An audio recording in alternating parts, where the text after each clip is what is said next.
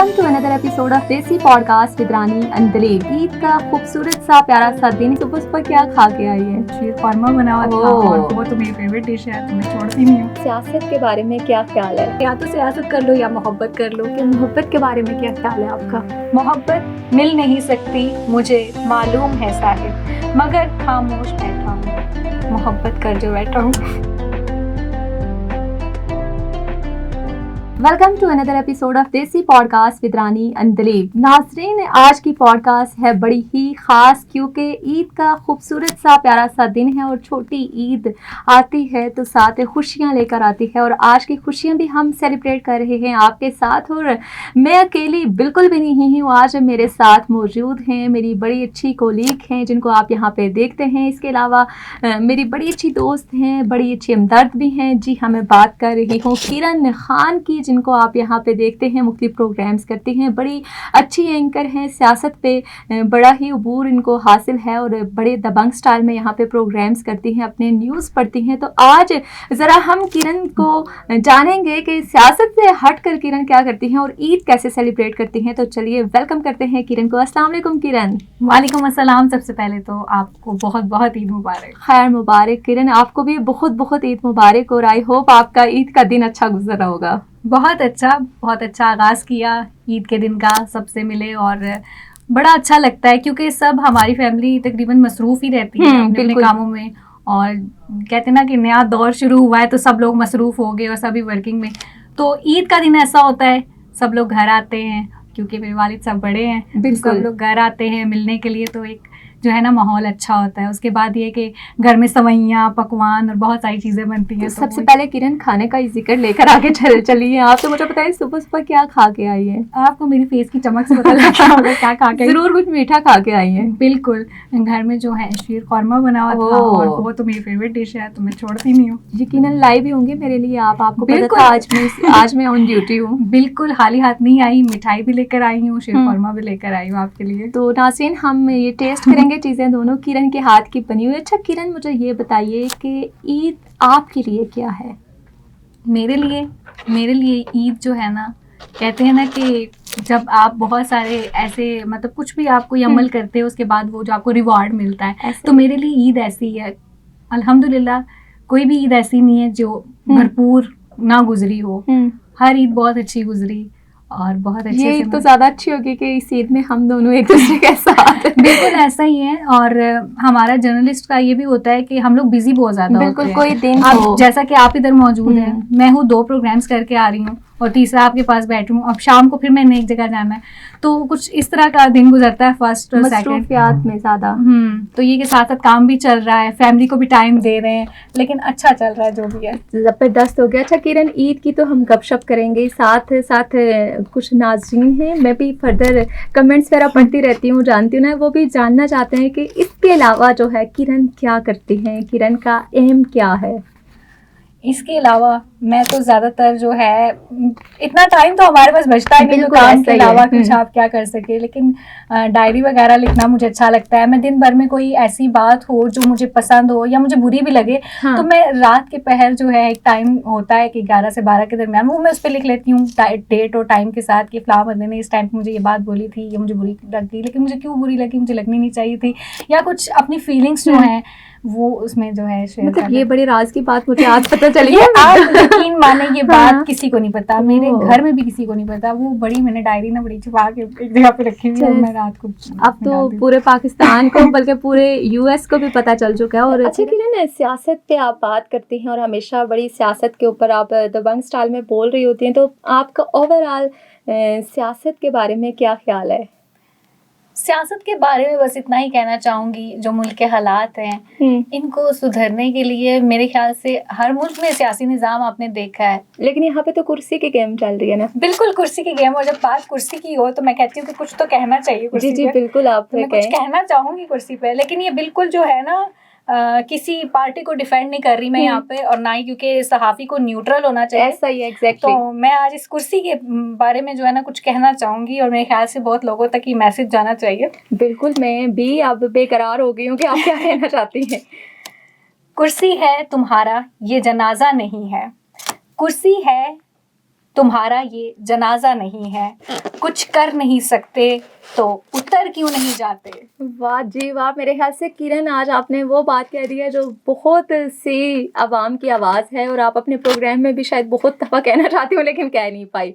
बिल्कुल ऐसा ही है, क्योंकि प्रोग्राम में हमें जो है ना एक फॉर्मेट होता है और थोड़ा सा हिसाब से चलना होता है। और बात अगर सियासत की जाए, क्योंकि आज ईद का दिन है कि मैं सियासत की तरफ जाना नहीं चाहती, लेकिन सिर्फ इतना कहना चाहूँगी कि मुल्क और कौम के लिए ना जो ये लोग आते हैं, मुंतखब होते हैं, इसे इन्हें आवाम मुंतखब करती है, तो आवाम की बहुत उम्मीदें होती हैं। ऐसा ही है, बिल्कुल। ये लोग उम्मीद पर पूरा नहीं उतर पाते और कहते कुछ है, हो कुछ हो रहा होता है। कई जगह पर जो है कहते हैं ना कि यहाँ से हमने सुधार दिया, यहाँ से बढ़ा दिया, यहाँ से कर दिया ये, तो वहाँ से कुछ मतलब वो ना मिक्स एंड मैच करके ना जो अपनी कुछ अच्छाइयाँ होती हैं वो तो दिखा देते हैं, लेकिन कई तरफ से बहुत आपको जो है ऐसा ही है, बिल्कुल ऐसा करके रख देते हैं। तो किरण, अच्छा मुझे ये भी साथ साथ आप बताते चलें कि ज़िंदगी का सबसे बड़ा मकसद क्या है आपके लिए? मेरा ज़िंदगी का अगर मकसद पूछें तो माँ बाप ही हैं। मैं माँ बाप को खुश रखना चाहती हूँ, क्योंकि मैंने शुरू से जो है ना, हमारा तो कोई भाई नहीं था। बिल्कुल, हाँ। तो छोटी सी फैमिली थी और सिस्टर्स की तो शादी हो गई है, अब मैं हूँ, तो मैं चाहती हूँ कि मैं जितना भी टाइम है अपने घर वालों के साथ स्पेंड करूँ और उनको खुश रखूँ, बस यही मेरी ज़िंदगी का मकसद। अच्छा किरण, कभी भाई की कमी महसूस हुई है? बहुत जगह पे। तो मतलब क्या, कैसा फील होता है, आप देखती हैं या सुनती हैं जब बहनों को भाइयों के साथ देखती हैं, भाइयों को बहनों के साथ? हाँ, होता है फील, बहुत ज़्यादा फील होता है। कहीं हमें जाना हो, मार्केट जाना हो, आगे पीछे जाना हो, जब बास टाइम ऐसा होता है कि मतलब एक बहन हूँ ना, तो बाकी तो सबकी शादी हो गई है, तो जो दूसरी वाली है कभी उसको भी ज़रूरत, या मुझे कहीं जाना पड़ जाए तो भाई की ज़रूरत पड़ेगी, क्योंकि अम्मी अब्बू को तंग नहीं करना है, तो कहीं जाना है तो अकेले जाने में बहुत तकलीफ होती है। बीमार हो गई हूँ, भाई की ज़रूरत है। और जिन बहनों का भाई नहीं होता उनमें से कोई एक जो है ना वो सबका भाई बना होता है वो बहन सबकी भाई बनी होती है। अगर उस हिसाब से देखा जाए तो मेरी बड़ी बहन जो है ना गुस्से की बहुत तेज़ है, और चेक एंड बैलेंस रखने में वो बहुत मतलब माहिर है, उसके सामने सब बहुत डरते हैं। तो मैं कहती हूँ कि इस मामले में कहते हैं ना, सख्त वाला भाई वो है, लेकिन अगर थोड़ा जिम्मेदारियों वाला भाई कह दूँ मैं, ठीक हो गया। अच्छा किरण, जिंदगी में सबसे ज़्यादा खुशी कब महसूस होती है?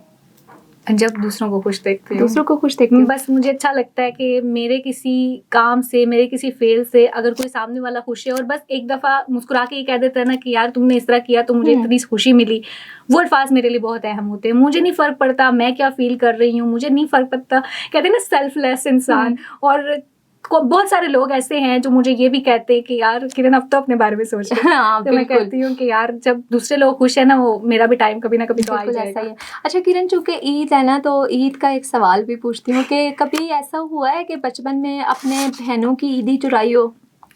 मतलब ईदी मिलती है, ईदी चुराई हो गलती से कि नहीं मेरी कम है तो मैं अपनी बड़ी बहन की या छोटी बहन की ले लूँ? बचपन में मैं सच्ची बात बताऊँ, सच्ची बात यही है कि बचपन में जितने भी पैसे आते थे मेरी अम्मा के जेब में जाते थे। वो वाली ईदियाँ तो कभी हमें मिली नहीं है। वो यकीन मानो कि हमारी अम्मी, कोई गेस्ट घर आ गया तो वो उसने कोई पैसे दिए, या ईद हो गई या कोई भी ऐसी चीज़ मिली तो अम्मी के बेटा ये मैं संभाल के रख रही हूँ, बड़े हो गए तो दोगे, तो वो पता नहीं कब हम बड़े होंगे अम्मी की नज़र में और कब वो वाले पैसे हमें मिलेंगे। वो अगर मैं पैसे गिनना शुरू कर दूँ तो पता नहीं कितने पड़ेंगे। मेरे ख्याल से हम एक प्लॉट तो ज़रूर ले लेंगे बिल्कुल ऐसा ही है। अच्छा किरण, ज़िंदगी बड़ी तेज़ रफ्तारी से चल रही है और सब चीज़ें भी सडनली हो रही हैं। जैसे आज हम यहाँ पे बैठे प्रोग्राम कर रहे हैं तो ऑन स्क्रीन तो लोगों को हम बड़े हंसते खिलखिलाते नज़र आ रहे हैं, लेकिन बिहाइंड द सीन भी हम काफ़ी चीज़ों को फेस कर रहे हैं। तो ज़िंदगी में कभी मुश्किल वक्त आ जाए या कुछ ऐसा वक्त आ जाए जब हर तरफ बेबसी और मायूसी हो, तो उस वक्त क्या आपका डिसीजन होता है, क्या करती हैं? मुश्किल होता है काफ़ी ज़्यादा, और बहुत सारे टाइम ऐसा भी आया कि मैं अपने, क्योंकि मेरा एक मसला है ना, मैं किसी के सामने रो नहीं सकती। बहुत कम लोग ऐसे हैं जिनके सामने या उन्होंने मुझे कोई रोते देखा होगा, ऐसा ही है। या बहुत ज़्यादा जब मैं होते हैं ना कि अब बर्दाश्त नहीं है, तो उस टाइम मैं थोड़ा सा ना चुपके से रो लेती हूँ, अपने आप को खुद ही तसल्ली दे लेती हूँ और फिर कहती हूँ कि नहीं बेटा ये टाइम है ना, ये भी गुजर जाएगा। और वो अल्लाह की करनी ऐसी होती है कि वो कुछ टाइम के बाद ना बहुत अच्छा टाइम भी आता है, अच्छी चीज़ें भी देखते हैं, अच्छे दिन भी देखते हैं। ठीक। अच्छा, कोई ऐसी ख्वाहिश जो अभी तक पूरी नहीं हुई हो और हर रोज़ लेट के डायरी लिखते हुए, जब लिखती हो आप डायरी, तो वो ख्वाहिश करती हो कि काश ये चीज़ हो जाए? ख्वाहिश एक है, लेकिन वो मैंने बस अभी नहीं बता सकती नहीं, वो जो आपने सोचा वो ख्वाहिश नहीं है, वो तो है सबकी पूरी होनी है। हाँ, मेरी एक ख्वाहिश है, मैंने एक शख्स से शायद की थी, शेयर की थी, बट उसने भी मैं भी किसी से शेयर ना की हो, बट और मैंने किसी से वो ख्वाहिश शेयर नहीं की अभी तक। मतलब कुछ है एक ऐसी ख्वाहिश, हाँ, मतलब हम वेट करेंगे वो पूरी होगी तो किरण हमें बताएगी। मैं चाहती हूँ कि जिस दिन वो ख्वाहिश पूरी होगी ना, आप मुझे देखेंगी और मैं यहाँ पे प्रोग्राम में आके इंशाल्लाह आपको खुद मेरे पॉडकास्ट में दोबारा बताएंगे। दोबारा चले नाज़रीन, हम भी वेट कर रहे हैं और आप तो दुआ भी करनी है कि किरण की वो लाहासिल ख्वाहिश जो है वो पूरी हो जाए। अच्छा किरण, कभी सफ़र करने का मौका मिले तो कौन से मुल्क जाना ज़्यादा पसंद करती हो? सफ़र करने का पसंद करती हूँ, यानी ज़्यादा मुल्क जाना। हाँ, किस मुल्क जाओ या कभी सोचा हो कि इधर जाऊँ, ये एंजॉय करूँ? मालदीव्स। वैसे वहाँ पे जाने के लिए शादी करना ज़रूरी है क्योंकि अकेले तो मज़ा नहीं आएगा। बिल्कुल, इसीलिए तो पहले ना शादी पे फोकस करते हैं। अब मैं समझ रही हूँ कि वो ख्वाहिश जो किरण ने ज़ाहिर की है, नाज़रीन आप भी समझ सकते हैं कि वो ढके छुपे लफ्ज़ों में कौन सी ख्वाहिश थी। चलें किरण, हम दुआ करते हैं। अच्छा, वैसे तो मुझसे अगर कोई पूछे ना कि आप सफ़र करना कहाँ पसंद करते, तो अभी तो मैं ये कहती हूँ घर से स्टूडियो, स्टूडियो से घर, क्योंकि मेरे ख्याल से हमारी ज़िंदगी का अब यही हिस्सा हो चुका है। किरण, हमारी ज़िंदगी बड़ी मसरूफ़ है, सियासत से ताल्लुक़ है आपका, तो यहाँ पे फिर भी एक सवाल पूछना चाहूँगी कि मोहब्बत के बारे में क्या ख्याल है आपका? जब सियासत कर ली तो फिर मोहब्बत के लिए टाइम ही नहीं बचा। ये कैसे बात हुई? टाइम ही नहीं बचा ना, फिर सियासत ही की, मोहब्बत ही नहीं की। ये तो आपने बिल्कुल या तो पाकिस्तानी सियासतदानों वाला जवाब दिया। या तो फिर बात ही ऐसी है ना कि या तो सियासत कर लो या मोहब्बत कर लो, और अगर मोहब्बत नहीं करते तो सियासत कर लो। बिल्कुल ऐसा ही है, मतलब बस मोहब्बत करने के लिए दिल का नरम होना ज़रूरी है। आपको लगता है मेरा दिल नरम है? तो किरण, शेर और शायरी से कितना लगाव है? शेर व शायरी से अगर डायरी की बात करूँ तो कभी कभी लिख देती हूँ। तो कुछ सुनाएंगी आज ईद के मौके पे? बिल्कुल सुनाऊंगी। वो डब्बे वाला ना सुनाइएगा, बचपन में पता है हर कार्ड के ऊपर हमारा लिखा हुआ। यकीन माने ईद जितनी भी ईदें बचपन की गुजरी, हमने जो है प्रॉपर कार्ड्स बनाए, कार्ड हमारे दौर में होते थे, और उस टाइम वही डब्बे में केक, मेरी दोस्त लाखों में एक, और पता नहीं 1 2 3 4 पता नहीं ईद मुबारक बार बार। वो याद है वो वाला दौर, और वो कार्ड जो हम लेते थे, बड़ा अच्छा दौर होता था वो। उस टाइम भी एक वो मोहब्बत और एहसास का दौर था, जज्बा एक बंदे में होता था कि नहीं हमने हर एक को देना, हर कज़न को, अब्बू अम्मी को, इवन दो मैं अब्बू और अम्मी को भी कार्ड लिख के देती होती कि ये लें। तो क्या सुनाएंगे आप? चले सुना देती हूँ। मोहब्बत का जिक्र हुआ तो एक शेर तो बनता है मोहब्बत। बिल्कुल ज़रूर बनता है। मोहब्बत मिल नहीं सकती मुझे मालूम है साहिब, मोहब्बत मिल नहीं सकती मुझे मालूम है साहिब, मगर खामोश बैठा हूँ मोहब्बत कर जो बैठा हूँ। क्या बात है किरण, क्या बात है, और इतना गहरा और इतना डीप शेर। अब तो मेरा पूछना बनता है कि मोहब्बत में चॉइसेस क्या होती हैं किरण? चॉइसेस मोहब्बत में नहीं होती। आप किसी की लुक से, आप किसी के रंग से, किसी की प्रेजेंटेशन से मोहब्बत नहीं करते। मोहब्बत एक एहसास है। रानी आपके सर में दर्द है, मैं आपका सर दबा सकती हूँ। रानी आपको दवाई की जरूरत है, मैं आपको दवाई दिला सकती हूँ। रानी आप किसी मुसीबत में, अगर मैं आपके साथ खड़ी नहीं हो सकती तो मुझे आपसे मोहब्बत नहीं। मेरे ख्याल से हमदर्दी और एहसास का नाम है। तो बाकी मोहब्बत तो कुछ भी नहीं है अगर देखा जाए। अगर आप दूसरी मोहब्बत की बात करें वो तो किसी काम की नहीं है आजकल की। बिल्कुल आजकल की। और किरण, ईद के हवाले से आप क्या पैगाम देना चाहेंगी?